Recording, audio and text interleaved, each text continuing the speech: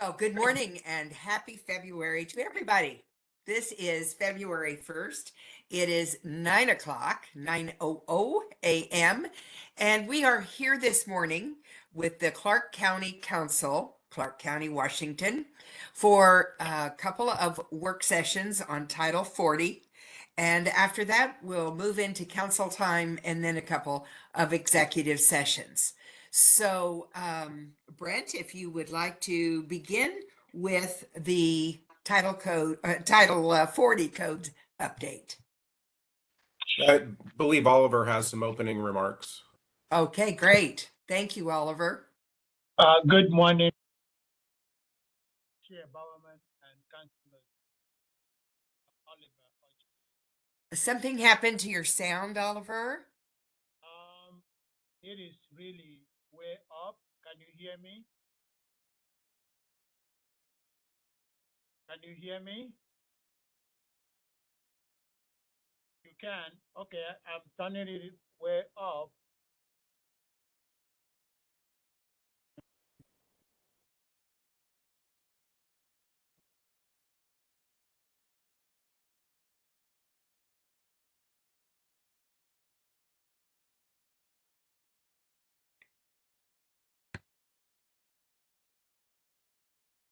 I'm having a difficulty with my sound, so Brent, go ahead. Let me get my sound fixed. Okay, do we have the presentations available?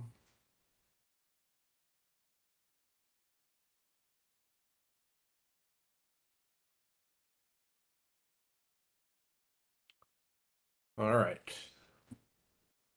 Good morning, counselors. Good morning.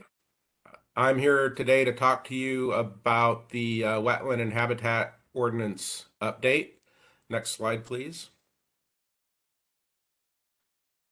So I'm going to give a little bit of background about why we're doing this and the scope of the updates that are being considered. Then I'm going to go over the timeline of where we've been and what we have left to do. And then I'm going to give a more detailed overview of what the updates entail, and then go through some specific items where the most significant changes are proposed to occur. And then I'm going to give a summary of the public comments that we've received to date, and then I'll be taking any questions. Next slide, please. So by way of background, why we're updating our wetland and habitat ordinances is that the Growth Management Act requires that we review our critical areas ordinances every 8 years, and 2024 is our deadline for the next review.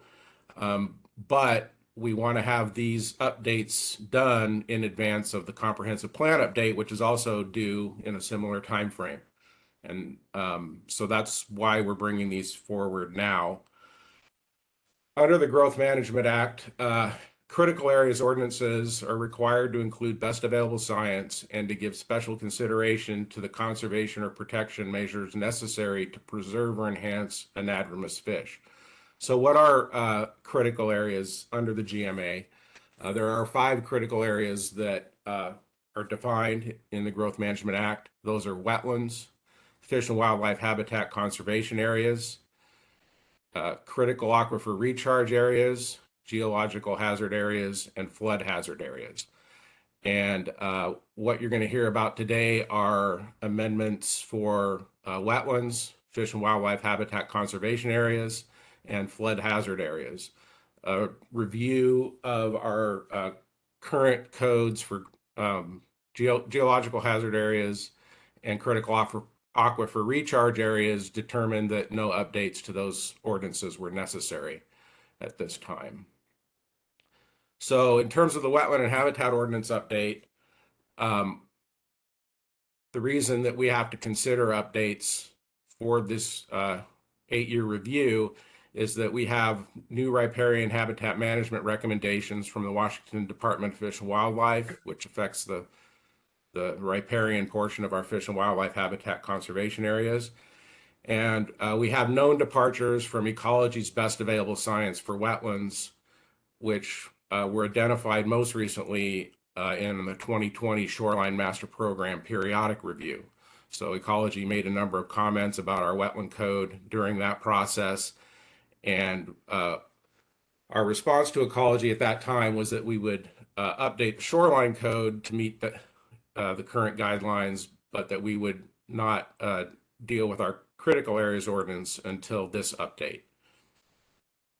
We haven't done a substantive update of our wetland and habitat ordinances since 2006, which was our 2008 update.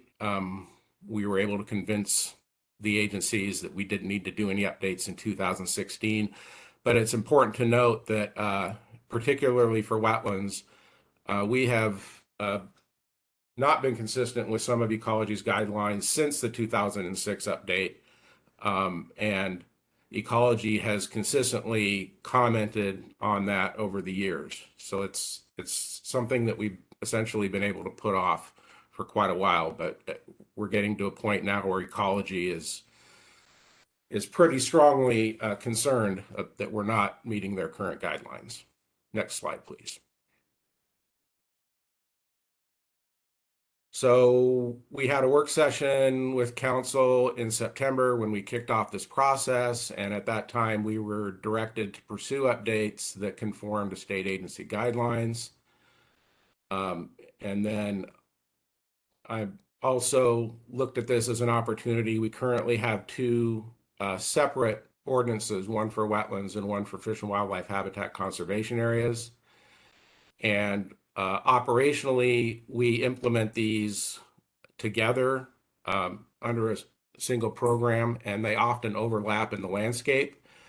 And so with two different ordinances with different procedural requirements, it can get challenging for landowners to navigate the process. It can be challenging for staff as well.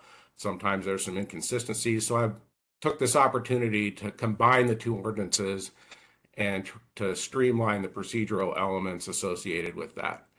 Next slide, please.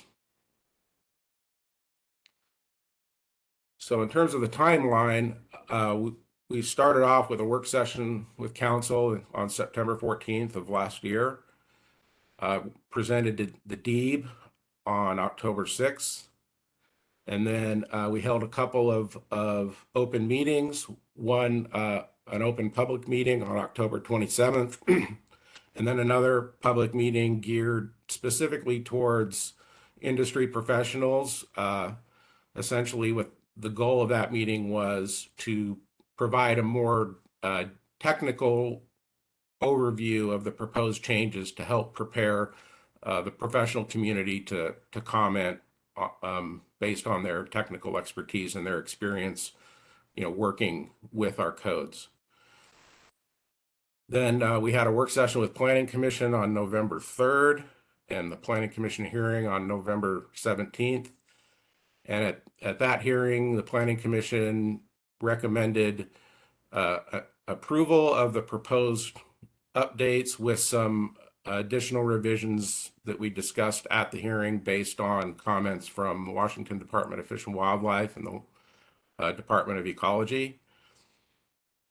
And we provided 60-day notice to Commerce on November 17th. So we've met our 60-day notice obligation at this point. And then we're here today to present to you. And we are going to be asking to take this to a public hearing on March 7th. And once we're through the hearing process and we have an adopted ordinance, we will be submitting it to Ecology for their review. Next slide, please. So, Brent, this is Oliver. I'll go back to the previous slides because I think approval from Ecology is key. Even though with the county approval, we are still going to be looking up to Ecology because Ecology is going to send out our ordinance and go through the same similar process where they will have the public to comment on our ordinance. And following that, they will issue approval And then that's when we will also be letting folks know that our critical area ordinance is now good to go. Just want to highlight that. Thank you. Okay. Thank you, Oliver. So in terms of the updates that are being proposed and combining the two ordinances into one, we're proposing to repeal chapters 40.440 and 40.450 and replace them with a new chapter numbered 40.445. We're creating uniform submittal requirements and procedures, a consistent approach to mitigation for both wetlands and fish and wildlife habitat conservation areas. We're ensuring that the exemptions and the reasonable use assurances are consistent for the two critical areas.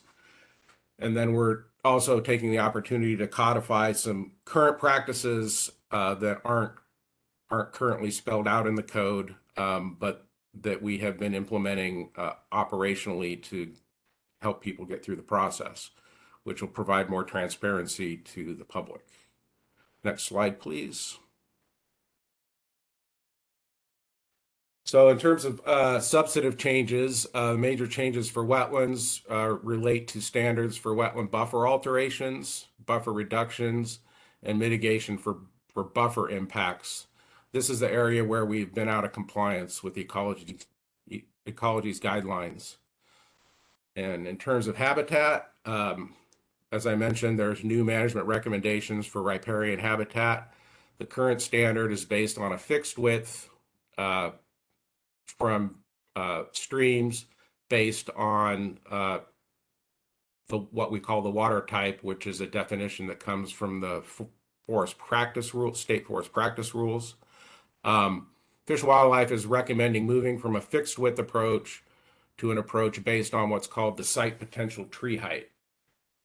And the site potential tree height is a characteristic of the soils. It's essentially an empirically derived index of how a particular soil, or how well a particular soil can produce timber or grow trees. And so it's essentially a rating for the soil that tells us at a particular length of time how tall we can expect the average tree to grow.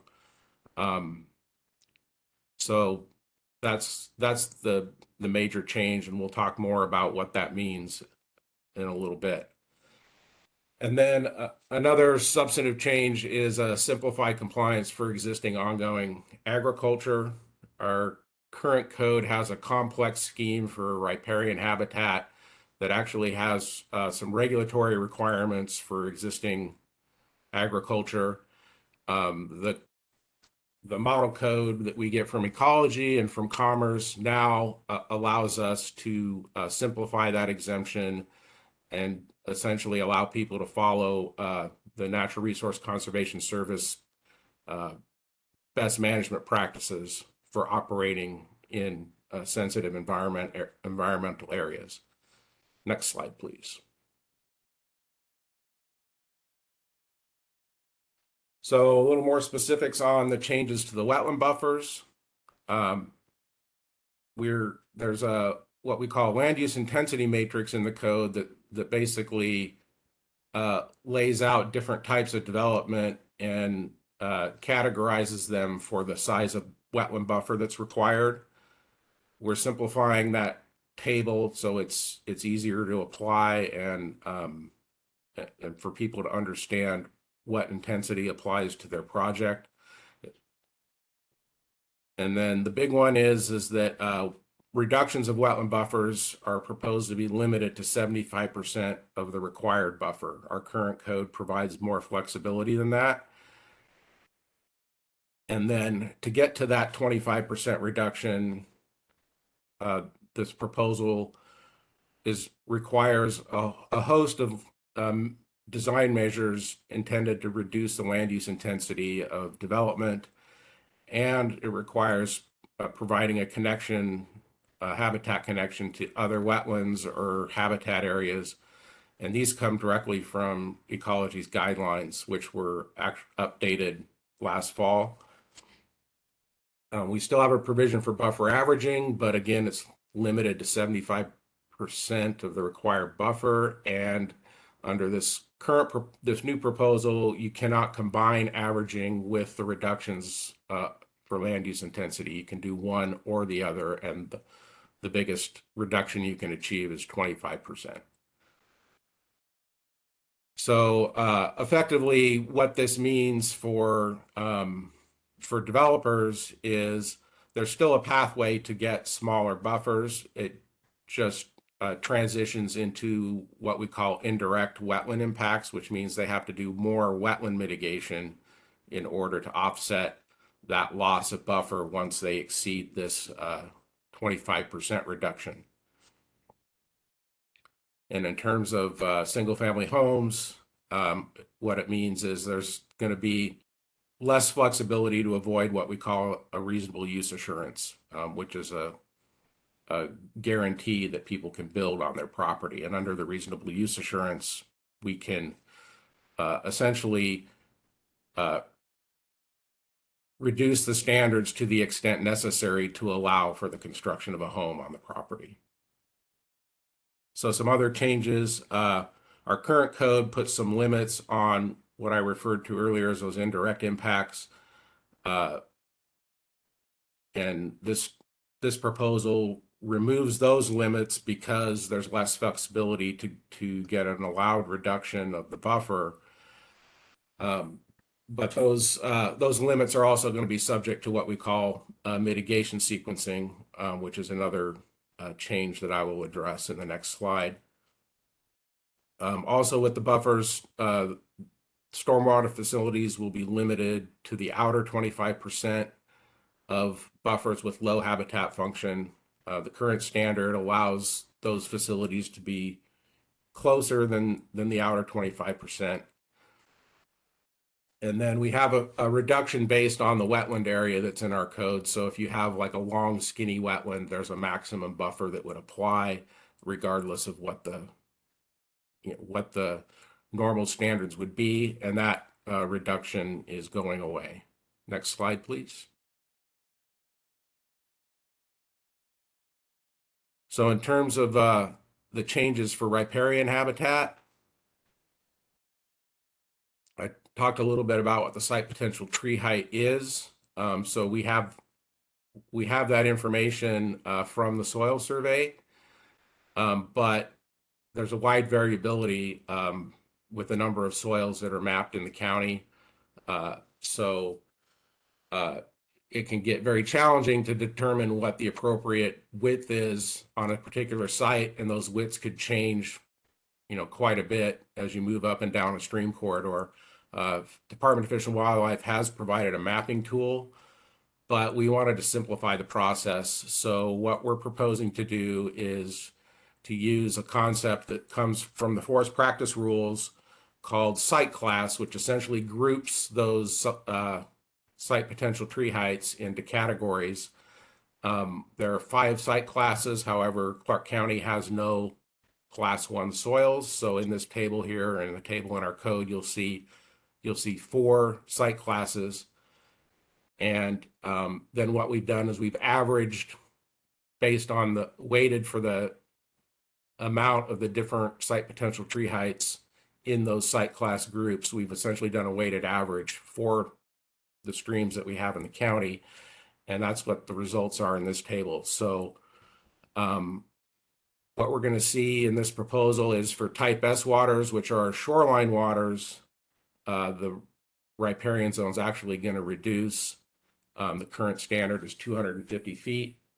For the type F waters, the current standard is 200 feet. And for site class 2 and 3 soils, there will be an increase in riparian area. For site class 4 and 5 soils, there will be a decrease. The percentages that you see next to each of the site classes represents the percentage of streams in the county that fall into those site class categories. So 70% of the streams out there, fish-bearing streams out there, are site class 2. So if you look at how this is going to change on the landscape, a majority of fish-bearing streams are going to see a larger riparian zone than the current standard. Fish and Wildlife's guidelines do not take into consideration water type, which is a concept that's been in our habitat ordinance for years. And so for the non-fish bearing waters, this following the site potential tree height recommendation would have a significant impact. And so what we've proposed is to apply the current reduction that our code has from the previous management recommendations from Fish and Wildlife, which is a 1/3 reduction, and apply that to the site potential tree height for the perennial streams, the non-fish bearing perennial streams, and then which will be an increase again for particularly for the site class 1 or 2 and 3 soils. And then for the seasonal streams, we've had some conversations with Fish and Wildlife and agreed that a water quality buffer is, or a water quality based riparian zone is sufficient. And the purpose of doing that again is to limit the impact of these proposed changes. The current seasonal stream riparian zone is 75%, and we're proposing for all site classes 75 feet, and we're proposing for all site classes to take that to 100 feet. In terms of what this means, this is for those non-fish bearing streams, it is a departure from the management recommendations, which is the best available science. But the reason that we're looking at this departure is without doing that departure, it would represent a 50% increase in regulated area as riparian habitat, which equates to a little over 16% of the land area of the county. The proposal as it's structured is an 11% increase from the current standard, which is about 3.5% of the total county land area. And we've also, based on some questions from the Planning Commission, broken that 3.5% change down by urban and rural area. And actually, it's a slight reduction in the urban area and a little bit more than the 3.5% increase in the rural area. And the reason for that is there are a lot less a lot less non-fish bearing streams, particularly seasonal streams in the urban area. A lot of them have been piped or ditched or filled in completely. So that's why we see a slight decrease in overall riparian area in the urban area. Next slide, please. Okay, some of the other changes, I mentioned the mitigation sequence earlier. This is essentially relates to the requirement to avoid and minimize impact before you start talking about mitigation. We do have standards in both the wetland and the habitat ordinance for avoidance and minimization. They're different, and neither one of them are consistent with state guidelines. So we're proposing to follow the state guidelines, which is a little bit more structured.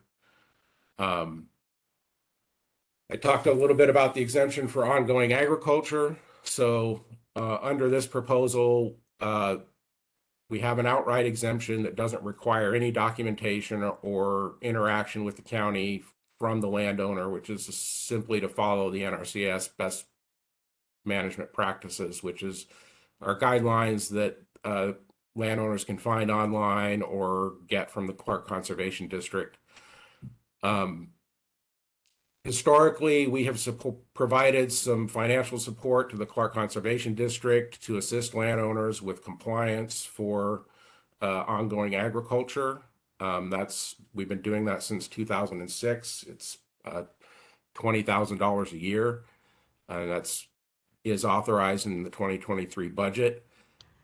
So that will continue to be in place. We also, with this update, provide an option for landowners to be able to rely on a farm plan if they have one, or to obtain a written approval from the county in terms of what we call a statement of exemption. So if somebody wants to have a piece of paper that says they meet our exemption, they have an option to get that from us. We're also proposing to add what we call a minor exception, which is essentially an administrative variance with more flexible variance criteria than the reasonable use assurances. This is a model that we're adopting from the City of Vancouver's code that they've had in place for about 10 years, and it works pretty well with trying to resolve some minor challenging issues.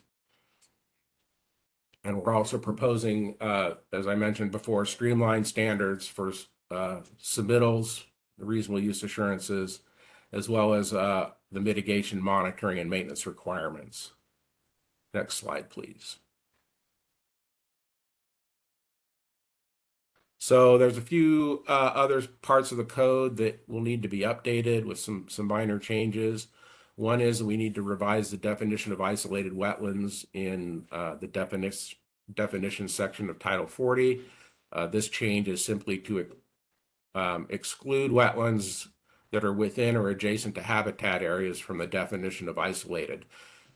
And this definition only comes into play when we're dealing with small wetlands that are going to be exempt from mitigation sequencing and certain buffer standards.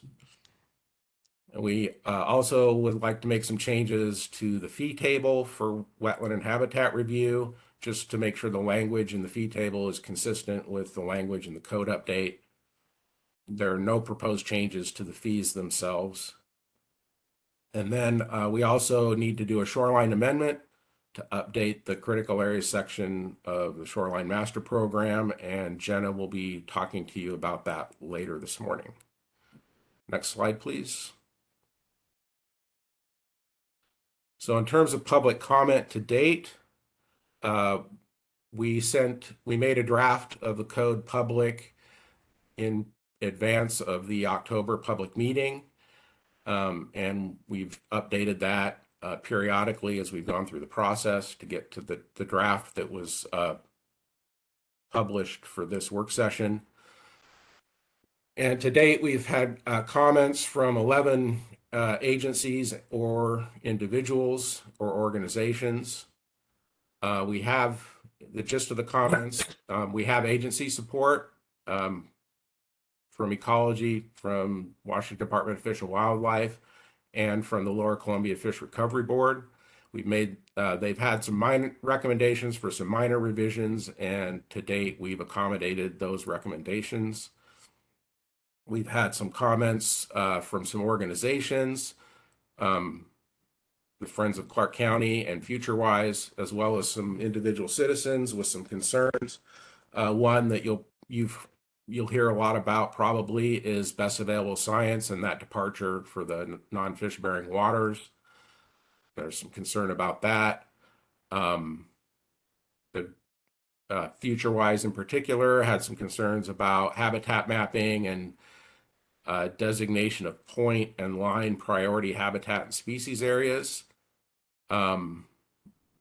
And then also they had a recommendation regarding rare plant protection, which is not something that we're required to do under the Growth Management Act. Plants are not a designated critical area. And then Friends of Clark County has some concerns about the public process. That's primarily related to a concern about the meeting that we had for professionals and a concern that was some sort of advisory process. However, two members of the Friends were in attendance at that meeting, so they are aware of what transpired in that meeting. And then they also had some concerns in your hearing process about potential time limits on public testimony during the hearing. Some comments from industry professionals. There's a concern that the site potential tree height approach is complex and could be challenging, particularly for landowners. We've responded to that in terms of the proposal to simplify those designations. There's a concern about specific language for mitigation banking and the prioritization and ensuring that we're consistent with federal guidelines. And then also a concern about functionally isolated wetland buffers and the definition.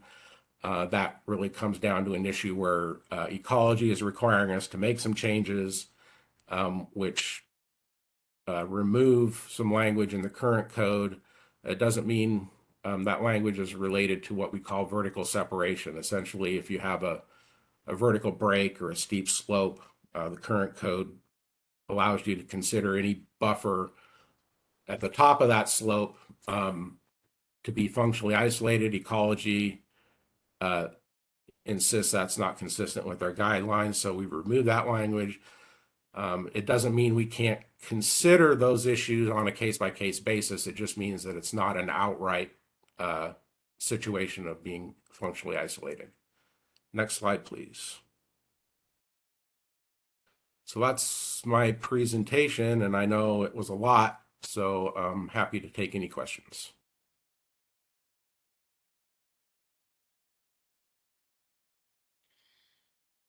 And councillors, this is Oliver. We did provide a cross table for all the comments that we received and how we responded to them. None of them rises to the level of any policy directive or change in the code before you. I just want to make that observation. We provided that cross table. You asked for it, and we provided it for you. It is on our project website, and we can make that we will make that available to the council at your hearing. I believe it is draft, crosswalk, and changes. That's the table I'm referring to. So you can take a look at this. This is consistent with what you asked. We provided the code section, the notes, and the changes in a form of a summary, and none of this really, again, rises to us staff asking you to make a different policy, provide us a different policy directive. I believe that Brent have done an excellent job in the county following the guidelines from ecology and the back and forth with ecology. I am optimistic that they will approve our code. I believe the first time we did this, we were one of the counties that their critical area ordinance were not challenged. So I am optimistic with the work we've done. Thank you. Thanks, Oliver. In terms of the table that is up on the screen right now, this is actually a crosswalk table from the current ordinances to the new combined ordinance, so that you can see the relationship and where specific changes from the current standards are in the current code versus the proposed language. Yeah, but there is a summary table for the comments, and we have had a few comments that have come in since that table was published, and we'll get those updated before the hearing.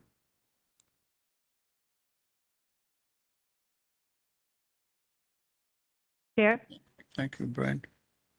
Go ahead, Councillor. Thank you.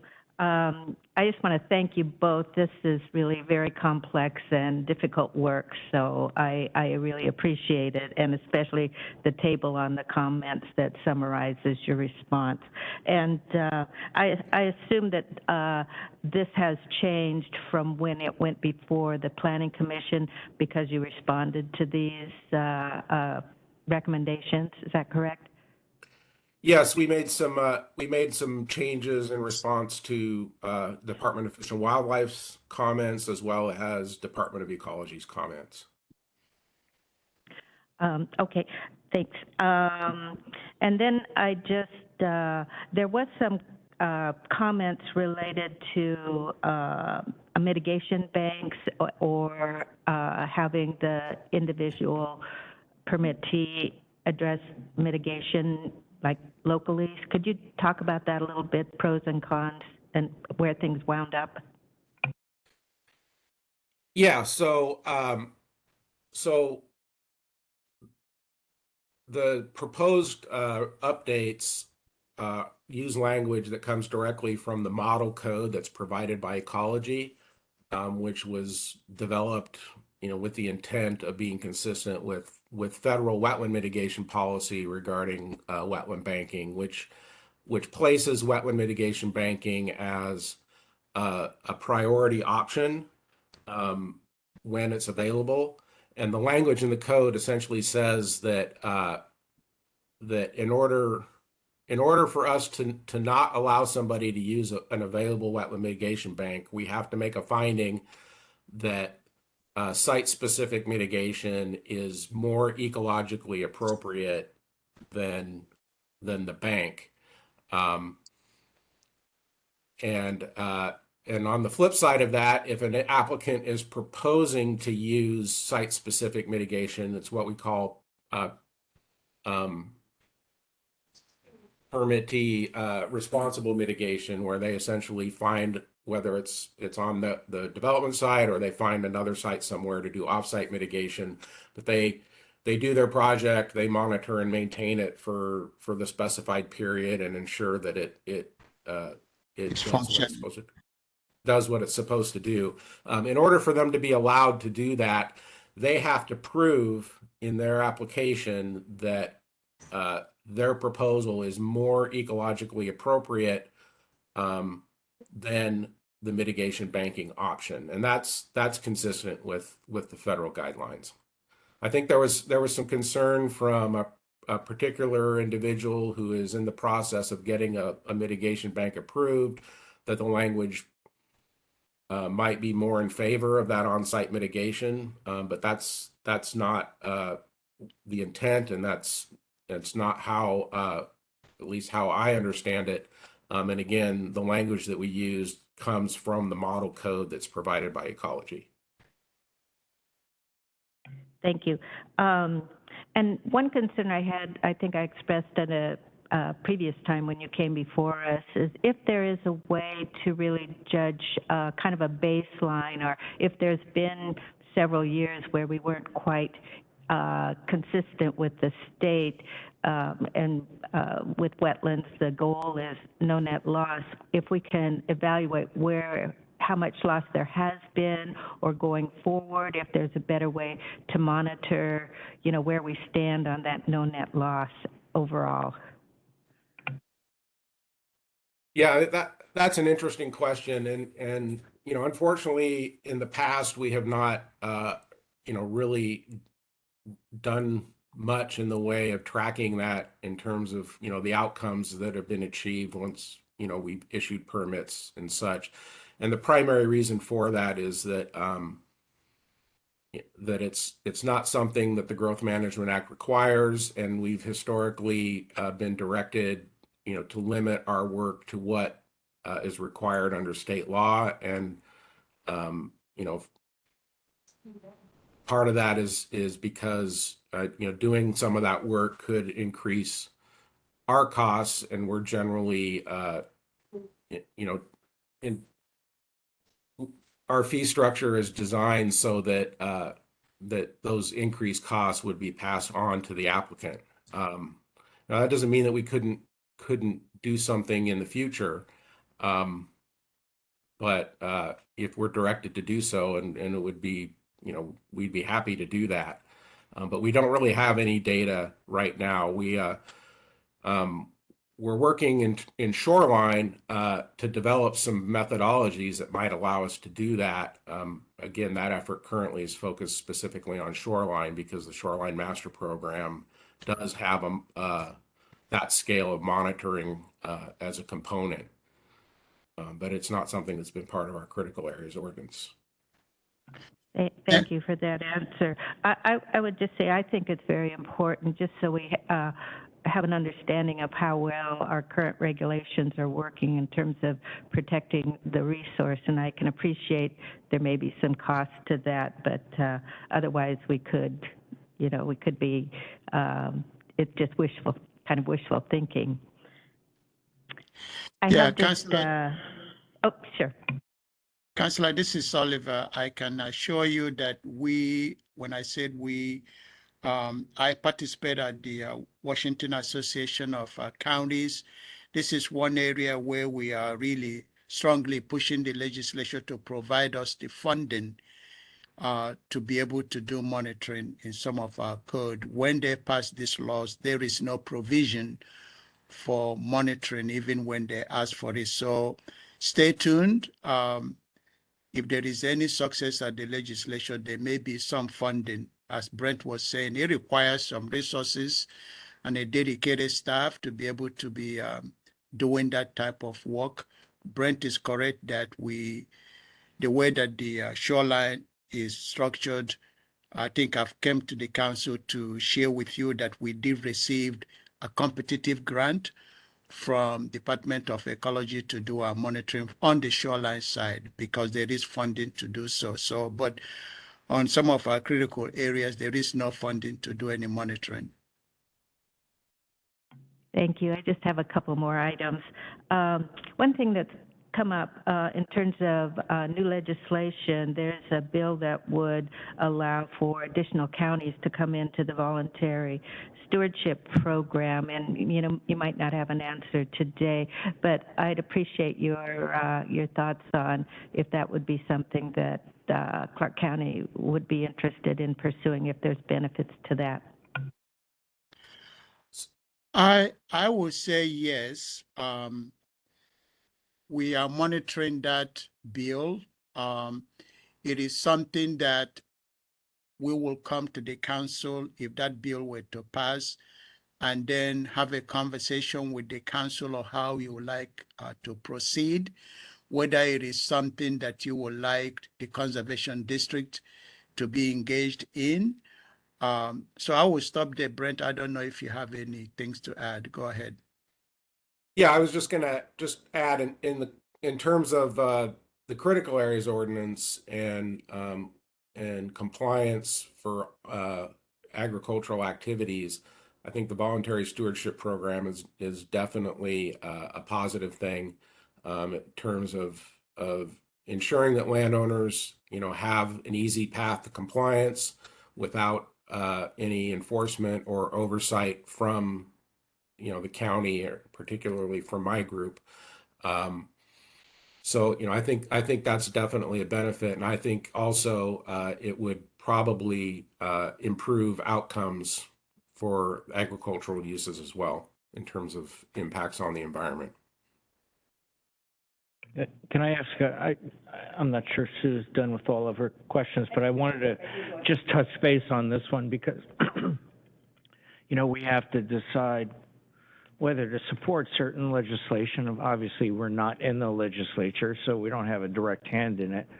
I have some specific questions about this. So does it duplicate what we already are doing as a staff as far as having code in place? I mean, does it change direction? I mean, I understood historically that, you know, for those non-GMA counties, this was a mechanism to bring the rest of the counties basically into a better place using best practices. But we are a GMA county. So would this take more staff time? How does it, you made the comment that it'll have a positive improvement. How? You know, what does it do that we're, for the county that we're not doing already through the mandates of the GMA process and code that we put in place and this process that we're in now? I mean, can you enlighten me a little bit? And the other major question I had that was answered by our lobbyist, but I just want to hear it from you as well. If we're in this voluntary compliance program, if we participate like 27 other counties, does it take us out from the requirements of what we have to do under the GMA? Is it a different planning cycle? You know, are there different costs involved? I mean, I'm kind of looking for a little bit of detail behind this proposal to once again open it up to voluntary participation. So I appreciate that you're going to do a presentation in the future should this law pass, but we also need to know whether to support the legislation now with our local delegation.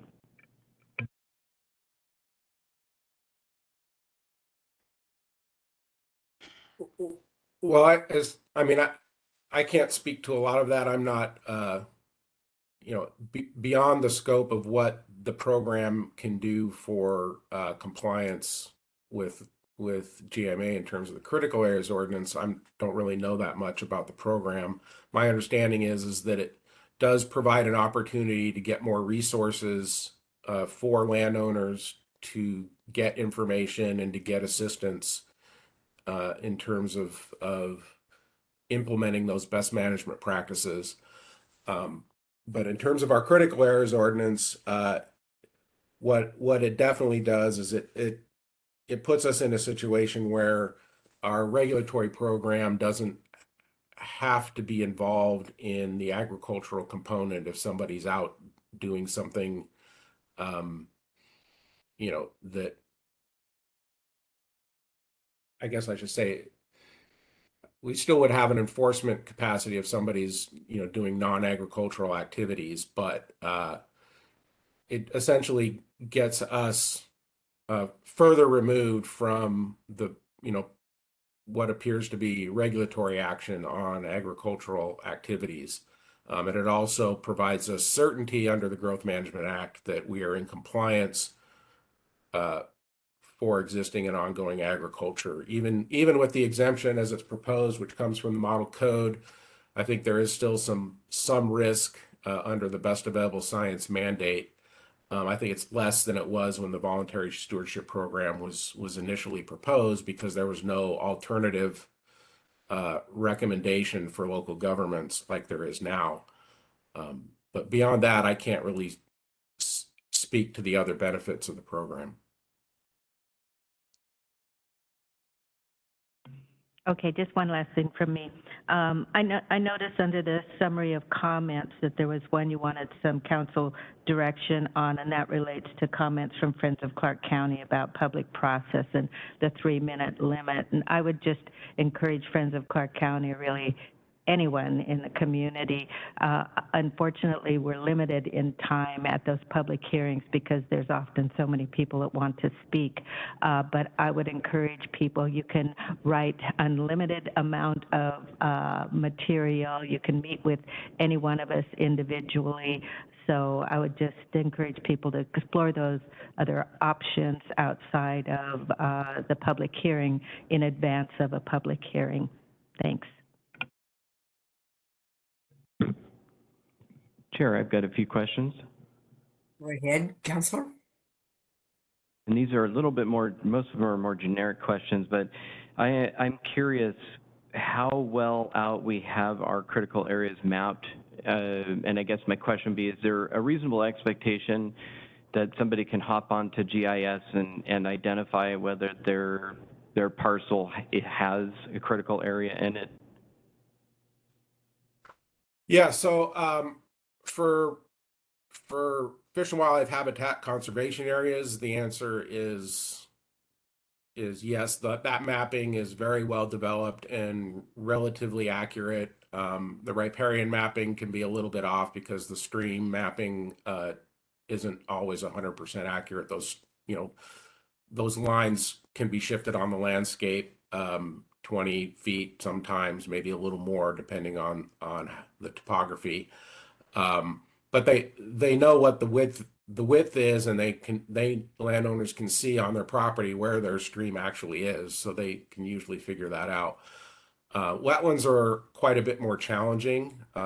There's been lots of efforts nationwide and in the state and in Clark County to do a better job of trying to predict where we find wetlands on the landscape.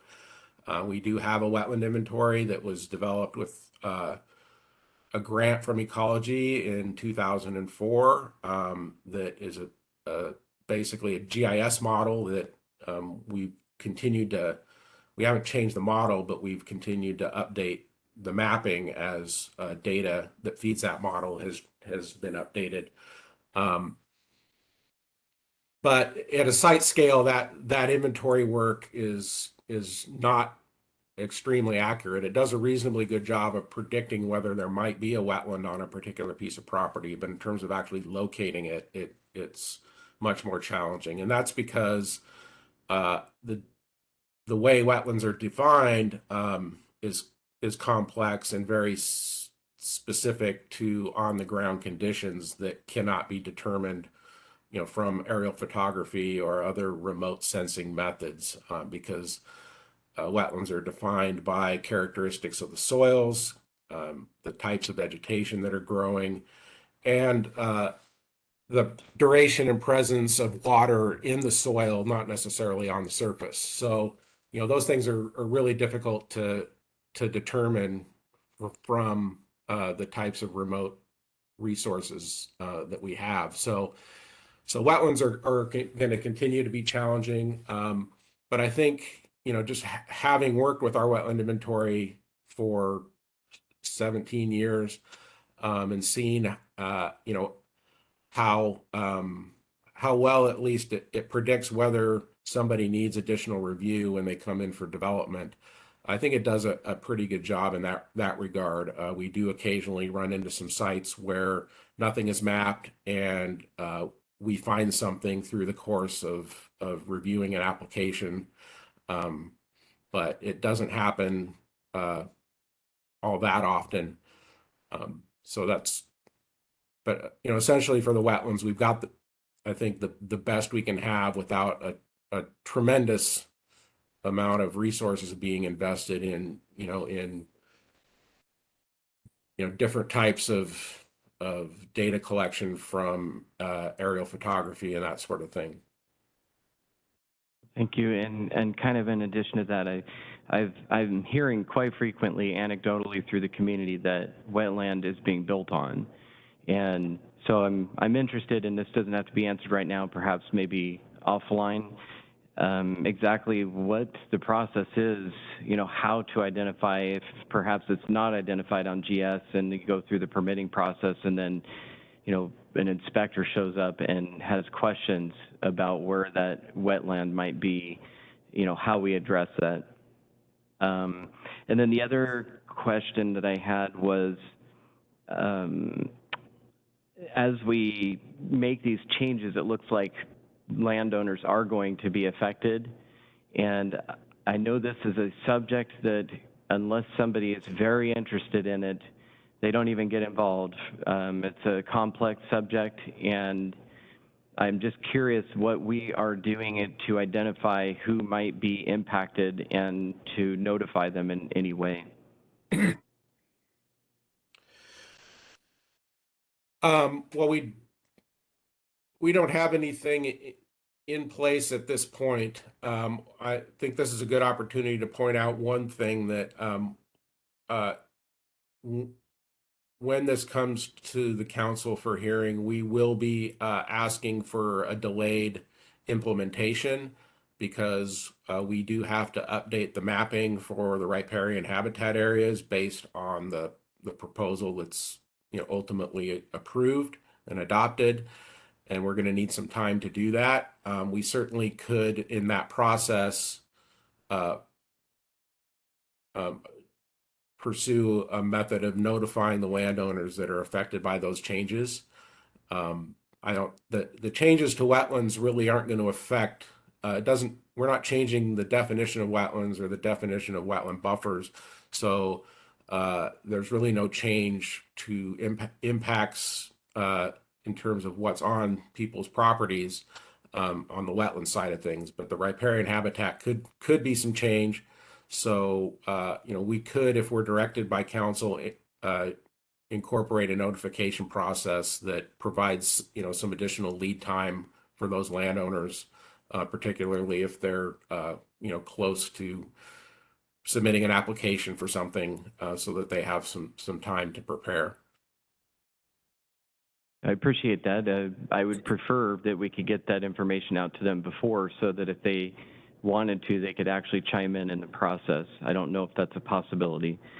And then my last question is, or not question, it's more of a comment. And whenever I hear anything about an exception process, I get a little bit, a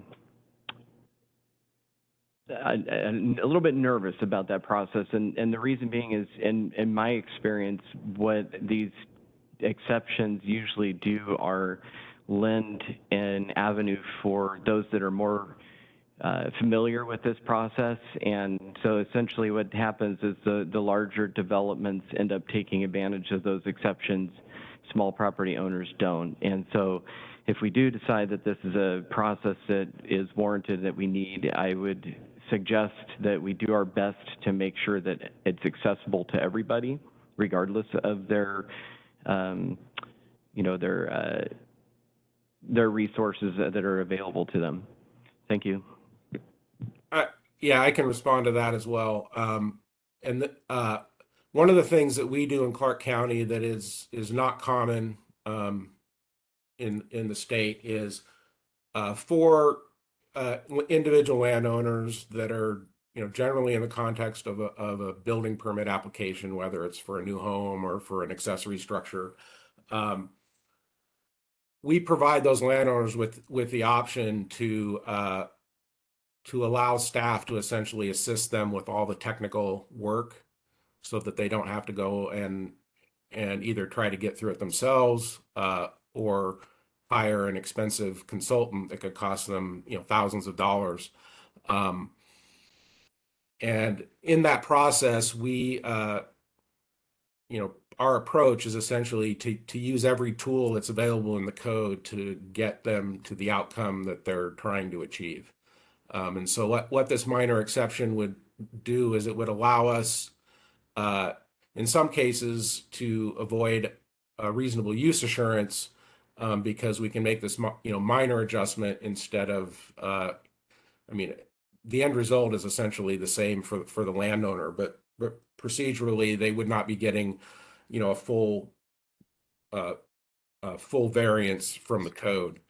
So in terms of the way we operate, I'm pretty confident that those, you know, individual landowners, people doing smaller projects, will have similar access to that provision. That's great to hear. Thank you. And I'd like to go Matt- back to the second point, excuse me, that Councilor Young had mentioned, which we kind of skipped over at the time. And that was about building that he has heard occurs on wetlands. I have anecdotally heard the same thing. And I wondered, what is the reality there? What is the situation in Clark County? I mean, we do authorize development in wetland. That's what my team does. That's our permit process. But I can also tell you that, you know, because wetlands are not well mapped and can't be well mapped, and they're also, while you know, they're, I guess, just from I won't even say from a layman's perspective, even from an expert's perspective, you can't just look at a landscape and say, oh, yes, there's definitely a wetland there or not. You can see areas that might be ponded in the winter, and, you know, those could likely be wetlands, but they may not, depending on a lot of factors. So there could be a lot of perception, but also, you know, there is a reality. We do see a lot of violations through our code enforcement process, and since that is complaint driven, I'm sure there are a lot of activities that we don't hear about. And, you know, once a wetland's gone, it's gone, and it's hard to prove that it was a wetland once it's been modified. That's something that we do deal with frequently in the code enforcement realm. And, you know, it also comes down to, in that enforcement process, you know, we have the burden of proof to demonstrate that somebody has violated our code.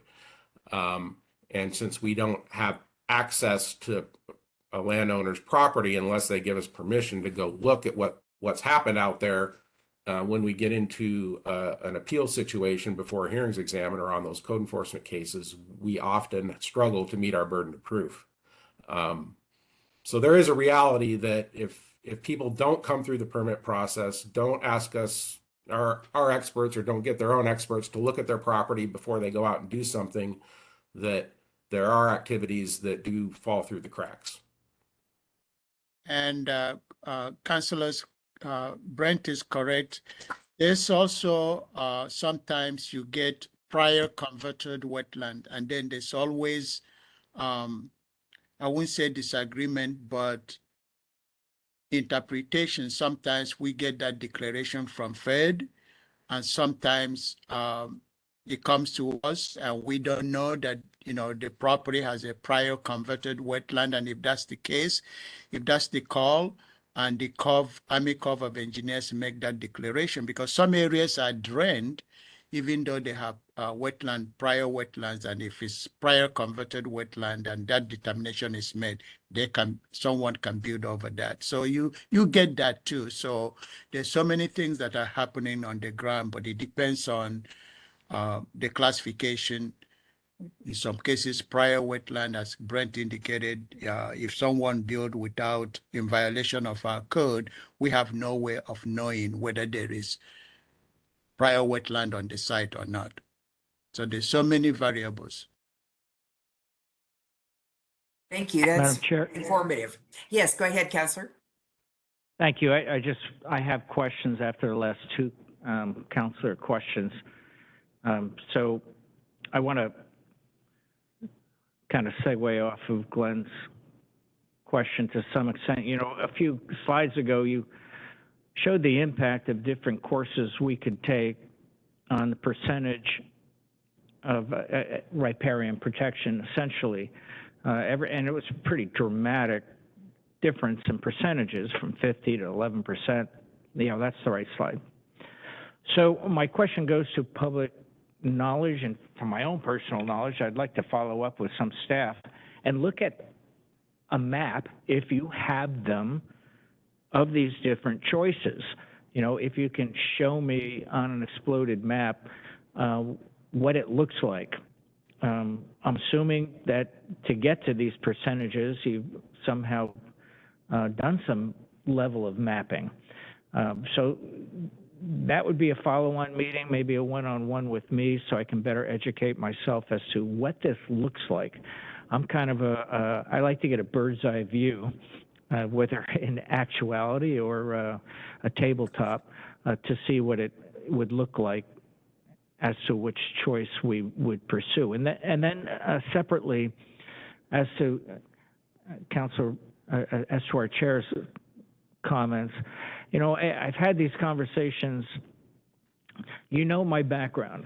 It's basically rule of law. I spent my whole career enforcing rules, whether criminally or otherwise, in every aspect of my professional career. And when we get down to this, you know, other counties actually have prosecution units, you know, environmental compliance for civil pursuit of remedies when people are not in compliance, where they completely ignore the laws. You know, in Northern California, we had a lot of wineries, which were bread and butter to the local tax base. You know, they'd clear cut for their vines and put silt into streams. The local prosecution office would go after them. Likewise, some unfair business practices and consumer law.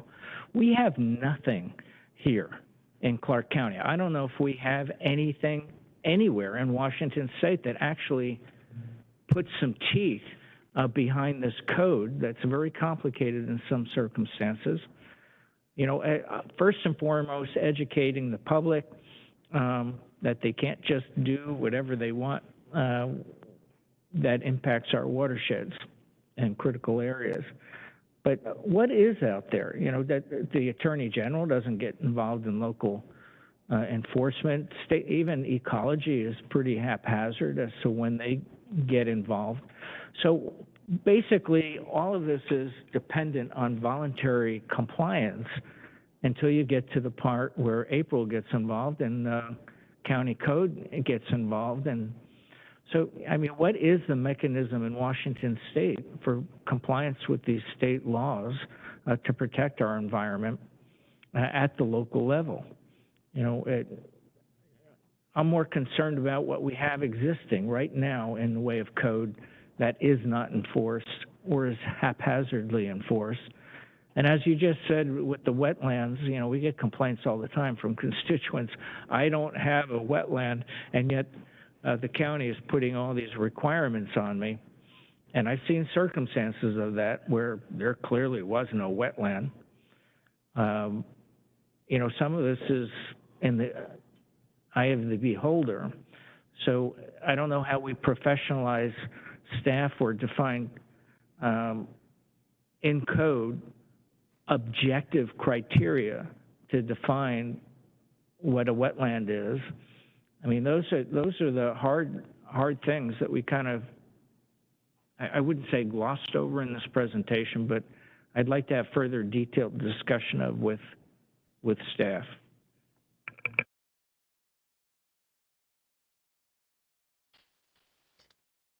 Well, you know, in terms of the definition of a wetland, there's, you know, the state has a definition that ties back to the federal definition to some extent. I mean, there's some differences in terms of not how we define what is or isn't wetland, but which of those wetlands are subject to jurisdiction. But the U.S. Army Corps of Engineers maintains the Wetland Delineation Manual, which is approximately about a 250-page technical field manual that is tailored, a section of it tailored specifically for this region to determine what is and isn't wetland. And, you know, while it's not 100% objective, it is scientifically rigorous, and our staff are trained on its use.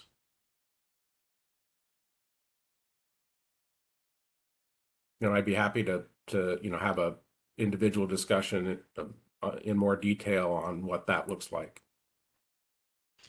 And Brent, if I may add, we did, I don't know whether GIS helped you in preparing and looking at a map to show the relative impact and how you came up with the acreages. So if we do have, we can talk offline with Councillor Medvigi and any other councillor that wants to see that. I think I recall when we were having this conversation, and this was an outcome of the Planning Commission asking us to do the math, if you will, and maybe show that visually. And that was why this was done. And it's likely that we may have a map out of GIS to help you answer this question. And it's all relative, and I think we will be able to demonstrate that the changes that are being proposed in terms of the reduction, yes, it is an impactful, but I am confident that upon review and on a case-by-case basis, it may not amount to these percentages. It's just our best guess, but we can discuss offline and share that information with you. Other questions that you have in terms of enforcement, that may be something that our legal may look into. I have no answer for you there, sir.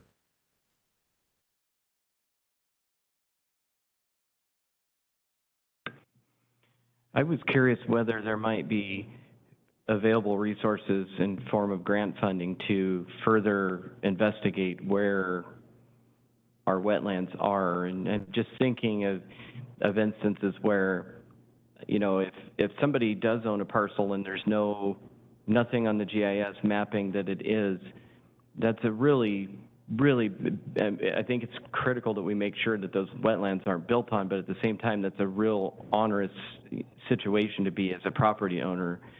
you know, to look, do all your due diligence, look and you see, you know, no critical areas that are located in this parcel, and then you go to, you know, develop property or build a home, whatever you're doing with it, and then only to find out that there is. So I don't know if there's a way that we can search for funding to be able to better determine and better draw our boundaries and map our GIS system.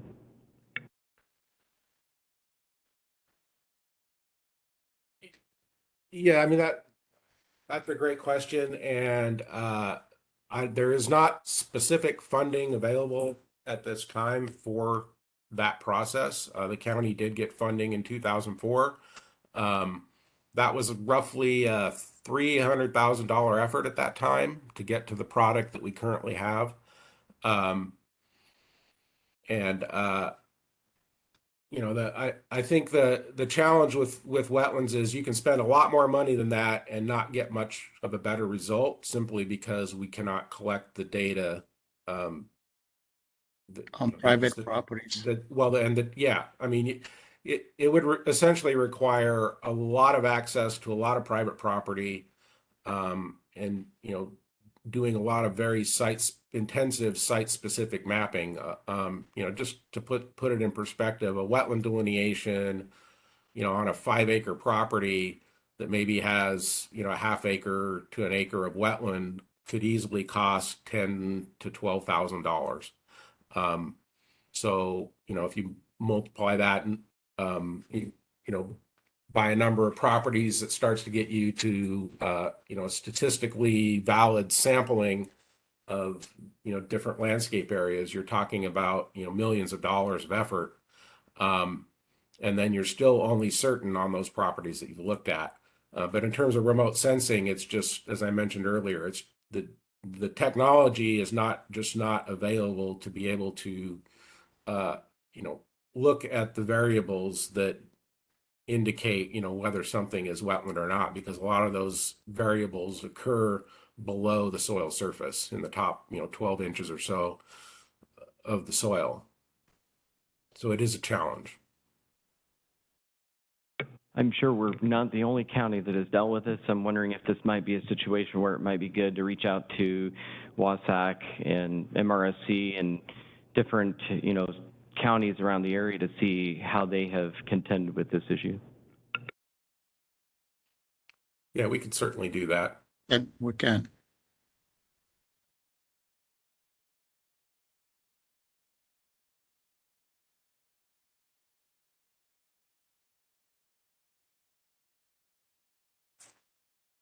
Are there other questions from council?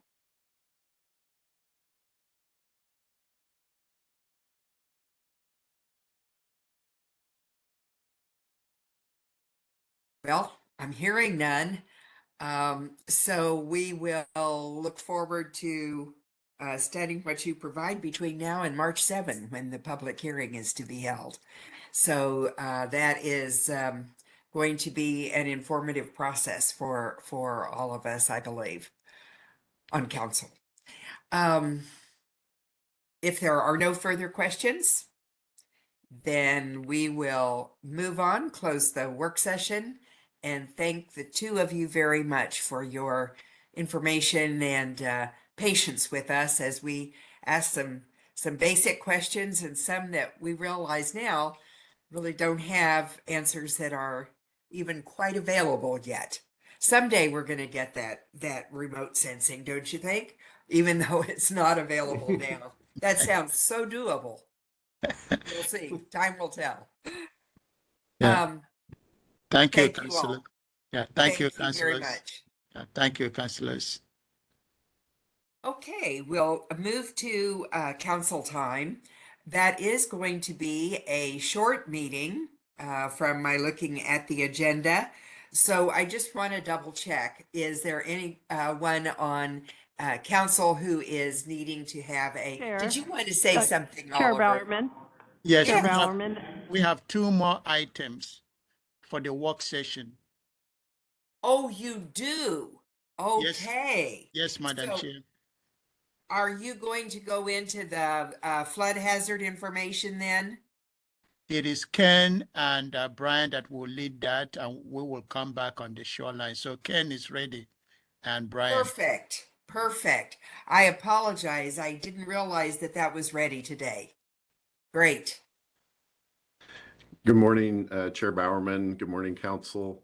And if I could ask, I know we were having trouble getting Brian on as a panelist. If we could try that one more time. Otherwise, I think he can join us on audio as an attendee. But while you're taking a look at Hi, that. Ken. Yeah. I'm actually not able to move Brian over, but I can keep him unmuted so he can chime in when needed. Perfect. Yeah. I'll have him do the presentation then. Looks like there's an echo there. Well, good morning. I'm Ken Lader, Public Works Director and County Engineer. This is may seem a bit unusual, so a quick background before I turn things over to Brian.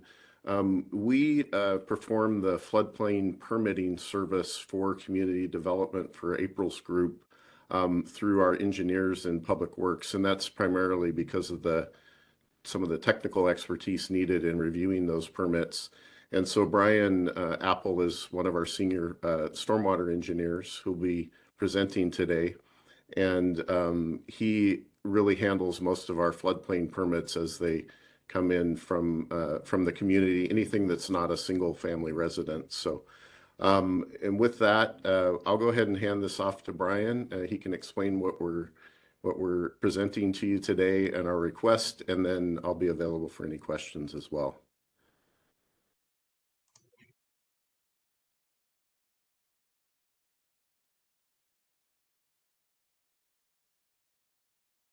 Did you guys get any of that, or was I muted the whole time? No, we got your words, Okay. Ken. Yeah, thanks. Brian, you are unmuted. You can go ahead. Everyone hear me now? Yes.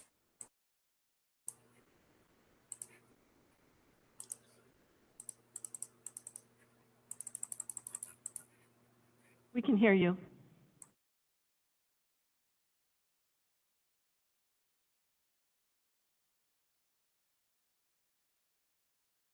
He's still having technical difficulties trying to stay on and that's okay. I can go ahead with the presentation, and then hopefully Brian will be available to fill in any gaps. So Brian, I'll go ahead and pick it up and walk us through the slides.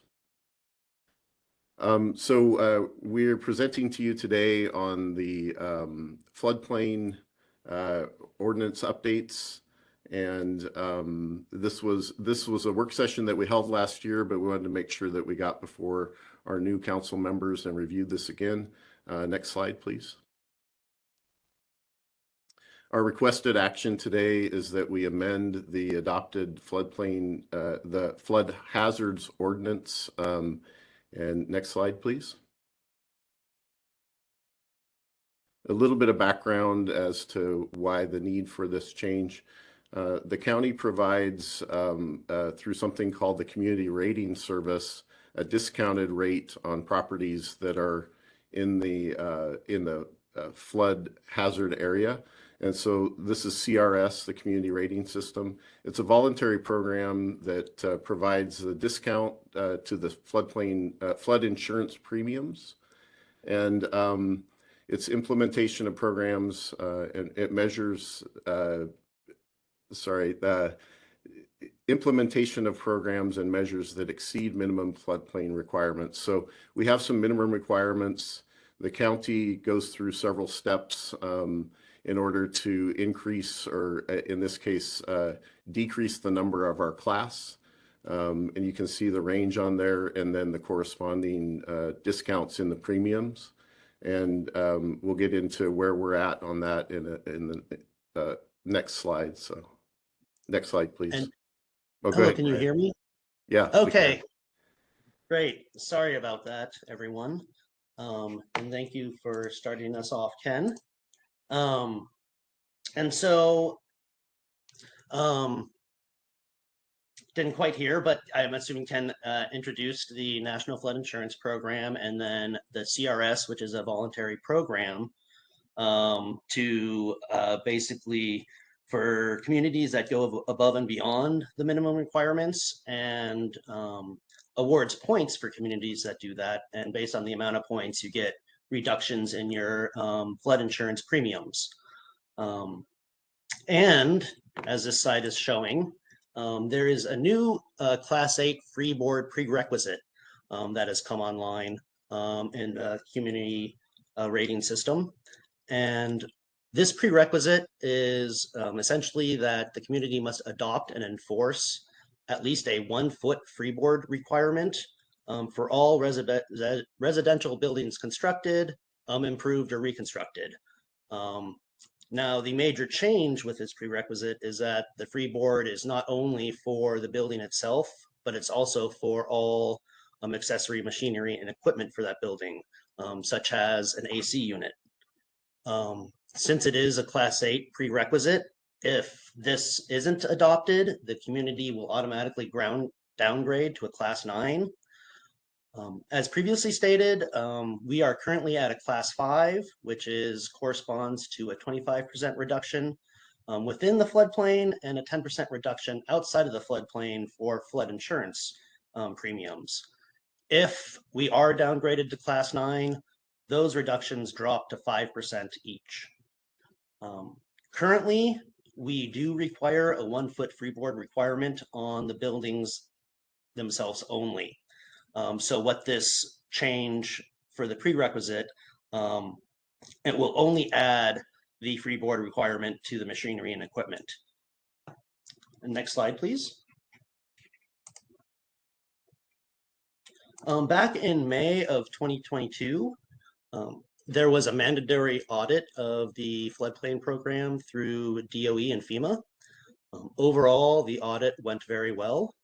The main results were that the county bar procedures are effective, the staff is knowledgeable, and that there was one minor deficit, and that was several minor updates that were needed in our floodplain ordinance to bring our code into compliance with the community rating system and the FEMA model ordinance, which is essentially the basic minimum requirements in Washington State. Next slide, please. So the changes is, as previously mentioned, the inclusion of machinery and equipment into the 1-foot freeboard requirement, general updates of some definitions, the addition of a penalty for non-compliance section and a severability section. The penalty for non-compliance section basically states that there is a maximum fine of $500 for each instance. And the severability section says that if any one section of the floodplain code update is deemed unenforceable or unconstitutional, then that doesn't mean that the rest of the sections are the same. They still apply. Another change is that there is a freeboard requirement applying to AO zones using the depth number provided. An AO zone is a flood area that experiences shallow ponding due to sheet flow. And so what the depth number is essentially a 1, 2, or 3, and that refers to the maximum amount of ponding that can be found on that parcel. In unnumbered A zones, it's a change that the lowest floor must be at least 2 feet above the highest adjacent grade. An unnumbered A zone is an area in the floodplain where the base flood elevation hasn't been determined, and it's also not reasonable to determine it in that location. So because of that, and not knowing that the base flood is, what this update will do is essentially allow structures in that area, and essentially the structure needs to be at least 2 feet above the highest adjacent grade next to any wall. The intent is that is to prevent structures being constructed inside of hollows when the base flood elevation isn't known. So essentially, you have to be above the nearest slope next to your walls. And the final update is some construction standards for what are known as livestock sanctuaries. And basically what the construction standards say is that if you are claiming that you have a livestock sanctuary, and these are basically in parcels that have flood zones intersecting them, that those sanctuaries need to be sized appropriately for the number of livestock and elevated sufficiently to protect those livestock. And that sufficient elevation is typically a foot above base flood elevation. Next slide, please. So to give a little timeline, we had a first work session back in October. Following that with the Planning Commission hearings where we did get a recommendation to approve.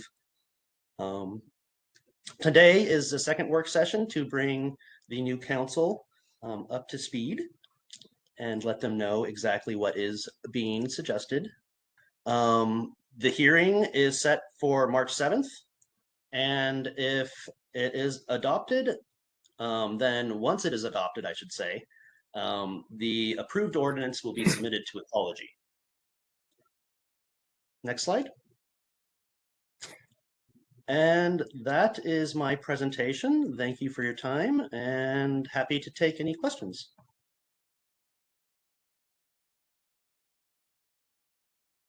Councilors, do you have questions? Chair? Yes, go I ahead, just Councilor. have a general question. How much building is actually occurring in the floodplain at this point? So, that is, I mean, I would say in general, there is anywhere from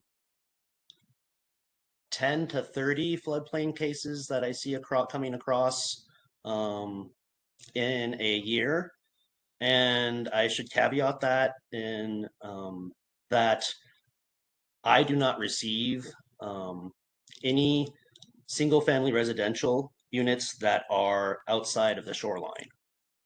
Michelle Finley oversees those applications. So the numbers I'm providing you are a bit low, but I do not know exactly how many she receives on average. We can get it answered for you on that, Councilor Marshall, as far as how many cases the building department and Michelle are working on. Thank you.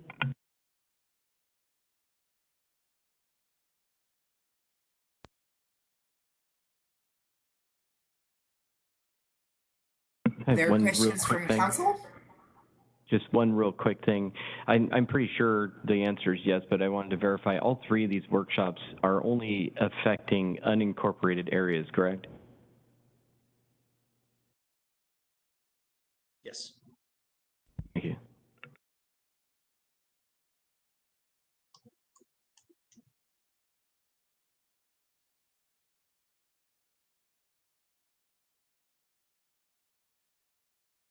Anything else from council?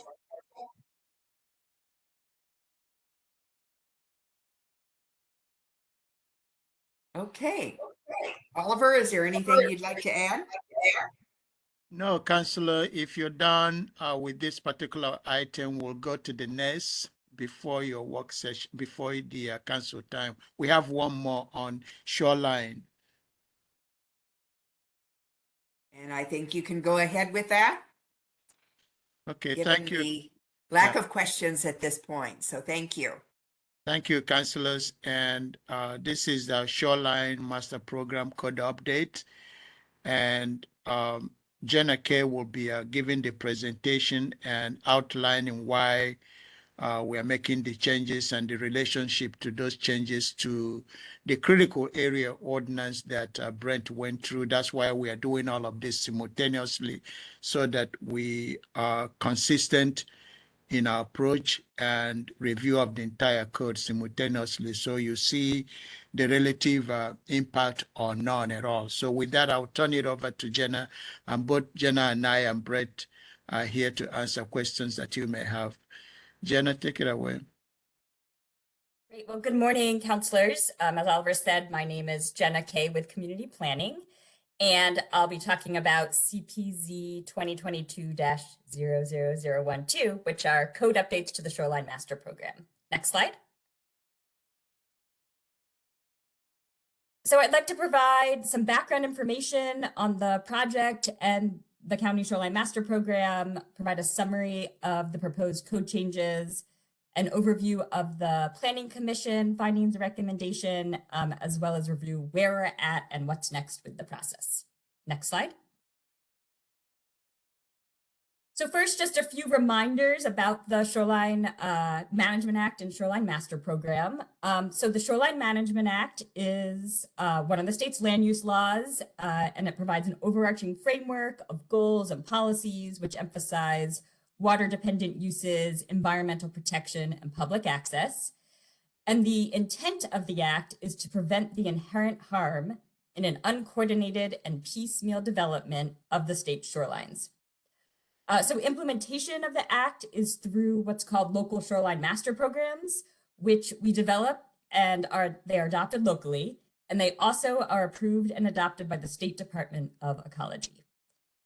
So the County Shoreline Master Program, the policies live in the comprehensive plan, and the regulations are housed in Chapter 40.460 of Clark County Code. And then there's also a corresponding map, a copy of which is shown on the screen. So the County Shoreline Master Program only applies to the unincorporated areas that fall within shoreline jurisdiction.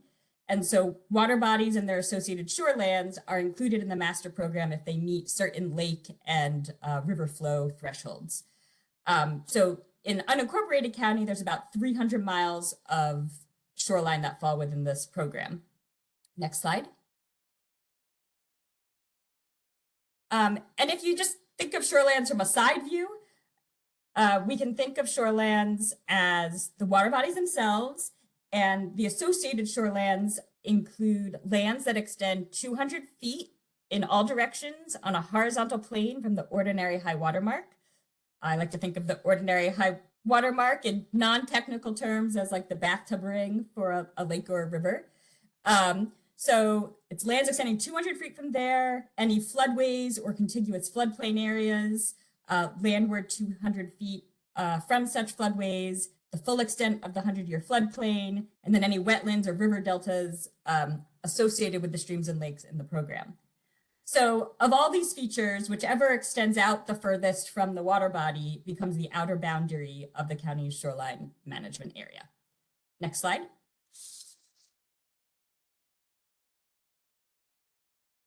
So why are we proposing code changes to the shoreline program? Well, as you heard earlier today from Brent Davis and Brian Apple, there are two updates to critical areas ordinances that are driving the timing of these shoreline amendments.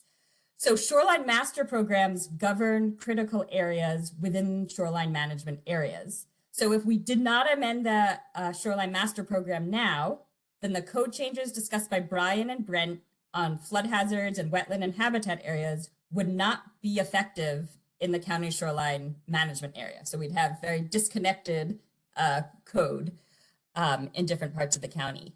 So we are also using this opportunity to propose a few additional shoreline code updates that either relate to inconsistencies that staff have discovered recently, inconsistencies between our code and the Shoreline Management Act. And there's been a little bit of updated information that we're also proposing to address at this time as well. But the real impetus for these code changes now are the projects that Brent and Brian discussed. Next slide. So there are 7 topics covered in the proposed shoreline code package. So first, staff are proposing to disaggregate the flood hazard areas critical areas ordinance from the Shoreline Master Program, so that the Shoreline Master Program does not interfere with the National Flood Insurance Program process requirements. So the flood hazard areas ordinance will still apply in shorelines, and flood hazard review and permits would still be applicable for projects along a shoreline water body, but the actual flood hazard code would no longer be incorporated as part of the shoreline code. And so what that does, it has very little effect on someone applying for a project, but what it means internally for the county is that we would not need to have the Department of Ecology provide shoreline approval in order for updates to our flood hazard ordinance to become effective in shoreline areas. So that's the first set of changes. The second is code changes that would amend the wetland and habitat conservation code sections of our shoreline master program. And so these are proposed to align with the wetland and habitat code changes that Brent discussed earlier today. Next slide. So there's also a proposal to delete a shoreline exemption regarding forest practices that we have discovered is inconsistent with the Shoreline Management Act, and to add some further clarifying language regarding forest practices.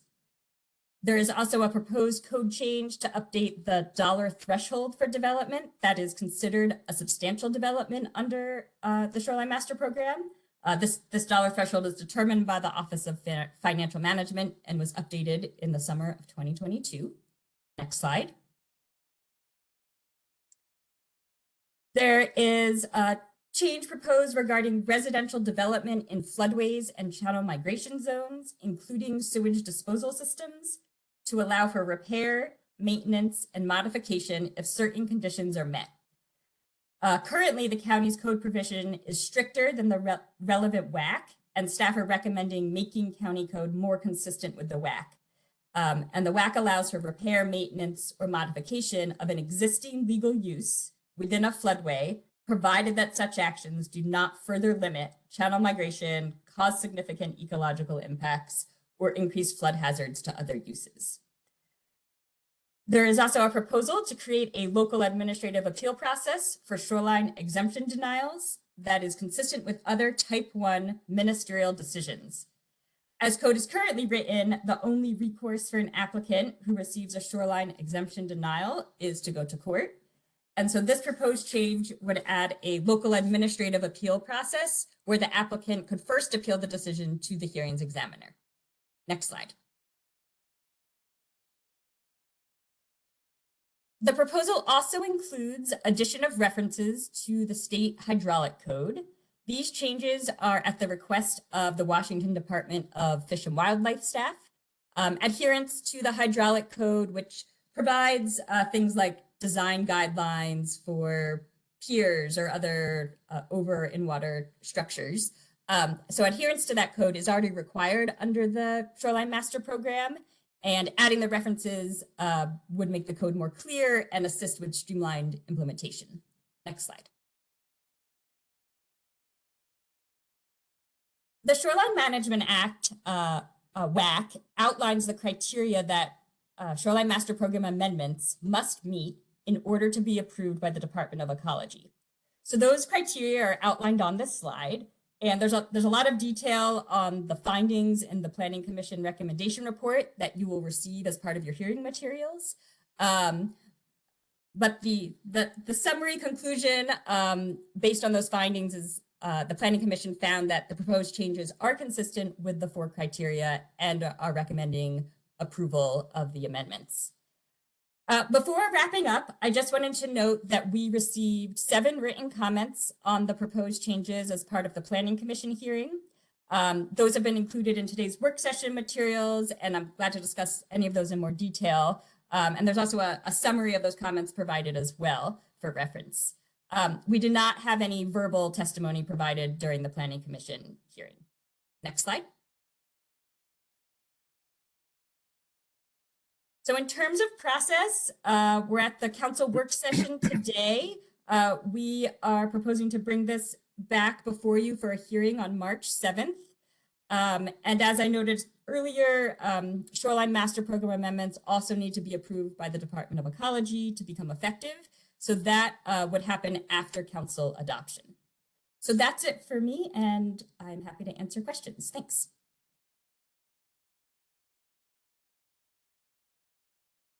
Council, Sure. do you have questions? Madam Chair, I have a couple of questions. Go ahead, Councillor. So thanks. And these questions are not new. I'm still trying to figure out how all this works. And I want to focus on one particular area of the map that you showed, Lacamas Meadows and Lacamas Lake, and the shoreline management that we're responsible for there. And its relationship with our overarching responsibility to provide for adequate stormwater runoff. And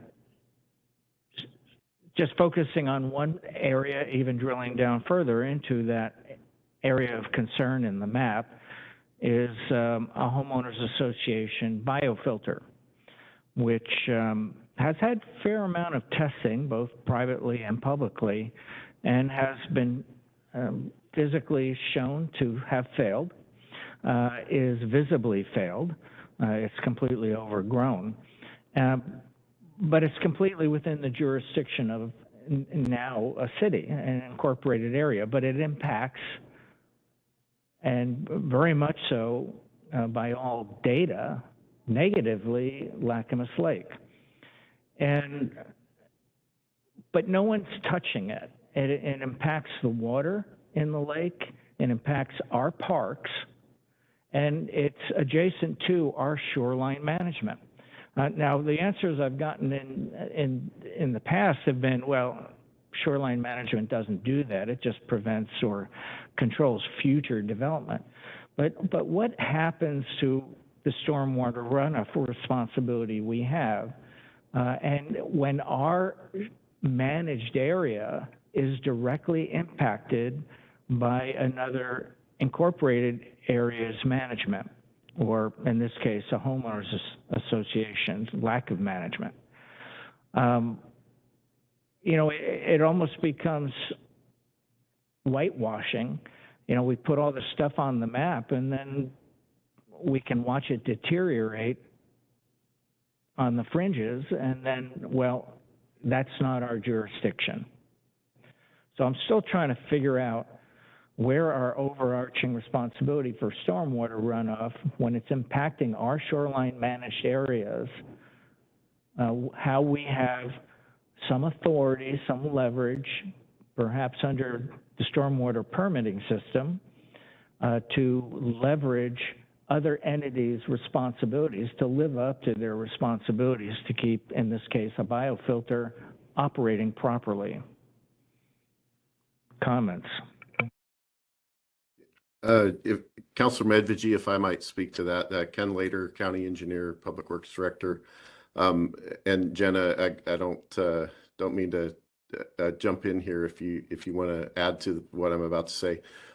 So Councilor Medvigi, I do have a stormwater background, so I know a little bit about this, hopefully more than to just be dangerous. But I definitely hear your concern about when we've established a way to treat stormwater, and then possibly it's been annexed or handed over to another municipality.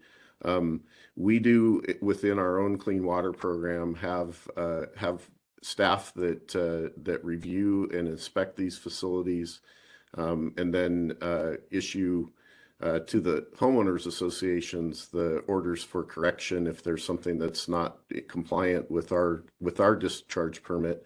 But to your question about that coordination with other municipalities, I'm not familiar with what we do as far as having teeth or kind of the ability to promote those activities. But I do know that we have a relationship with the stormwater folks at the city in this case, and I'm not as familiar with the city of Camas, but that's a relationship that we can foster and definitely do more, I think, to make sure that we're acting on problem areas that are identified in the community. So, you know, I guess what I'm saying is we certainly have the ability to promote those relationships and suggest actions. Whether we have the jurisdiction or not is, you know, obviously the issue, but there's nothing to stop us, and I would certainly encourage staff to promote that communication and see what we can get done on the city level to correct the problem. Thank you. And I think we do still have an upcoming meeting scheduled soon with some of those stakeholders. Yeah, that's correct. Councillor, this is Oliver. A good question, and Ken is correct.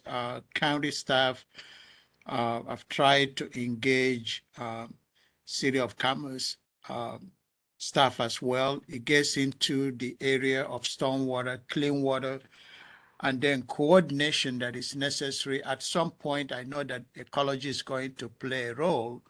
So I think the county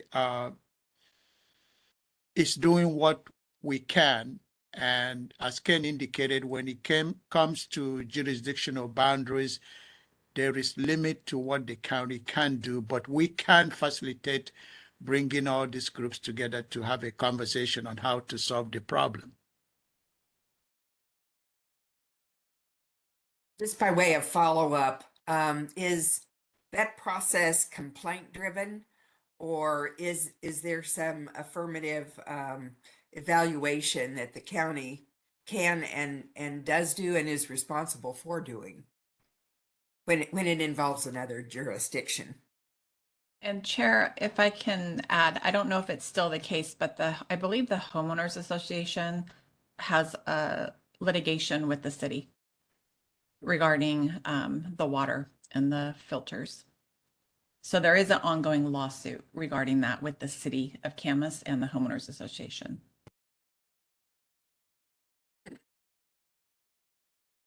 And I would just say, Chair Bowerman, we have our own procedures for monitoring and inspecting those facilities and reporting out to the homeowners associations when they are in our jurisdiction, but we wouldn't have any way to do that with another municipality.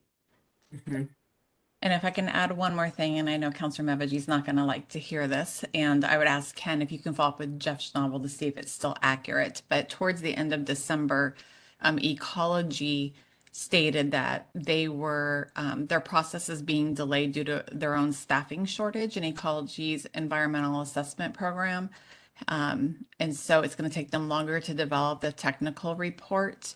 And they're now hoping to complete the technical report by December of 2023. Wow. I'll follow up with Jeff on that.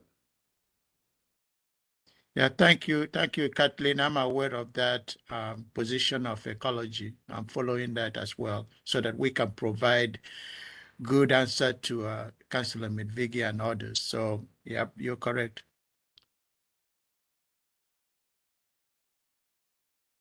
Other questions or comments from council?